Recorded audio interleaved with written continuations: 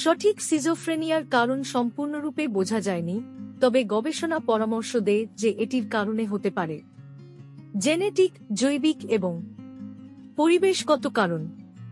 আসুন প্রতিটি ফ্যাক্টরের উপর নজর রাখি। প্রথমত, জেনেটিক্স। পরিবারে জেনেটিক সিজোফ্রেনিয়ার কারণ হিসেবে চলে।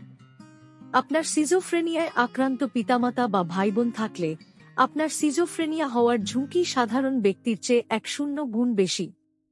এবং যদি একই জমজের সিজোফ্রেনিয়া থাকে তবে অন্য জমজের সিজোফ্রেনিয়া হওয়ার সম্ভাবনা 50 পর্যন্ত থাকে। দ্বিতীয় হল মস্তিষ্কের রসায়ন এবং কাঠামোর পরিবর্তন। ডোপামিন এবং সেরোটোনিনের মতো কিছু নিউরোট্রান্সমিটারের ভারসাম্যহীনতা, যা মস্তিষ্কে সংকেত প্রেরণের জন্য গুরুত্বপূর্ণ রাসায়নিক, এছাড়াও সিজোফ্রেনিয়া হতে পারে। এটি মস্তিষ্কের কার্যকারিতাকে ব্যাহত করতে পারে। কিছু কাঠামোগত পরিবর্তন, যেমন ধূসর পদার্থ এবং সাদা পদার্থের মতো মস্তিষ্কের অংশের হ্রাস, যেখানে মস্তিষ্কের যোগাযোগের জন্য প্রয়োজনীয় স্নায়ু কোষগুলি অবস্থিত, দেখা যায়। কিন্তু সিজোফ্রেনিয়ায় আক্রান্ত প্রত্যেক ব্যক্তির মধ্যে কাঠামোগত পরিবর্তন দেখা যায় না। এবং শেষ ফ্যাক্টর হল পরিবেশগত কারণগুলি।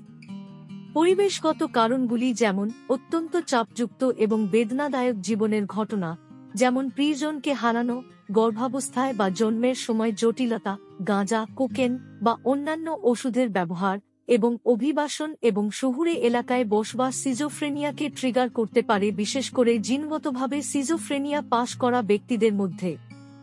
যদিও শৈশব ট্রমা পরবর্তীতে সিজোফ্রেনিয়া বিকাশের বৃদ্ধির ঝুঁকির সাথে যুক্ত হয়েছে।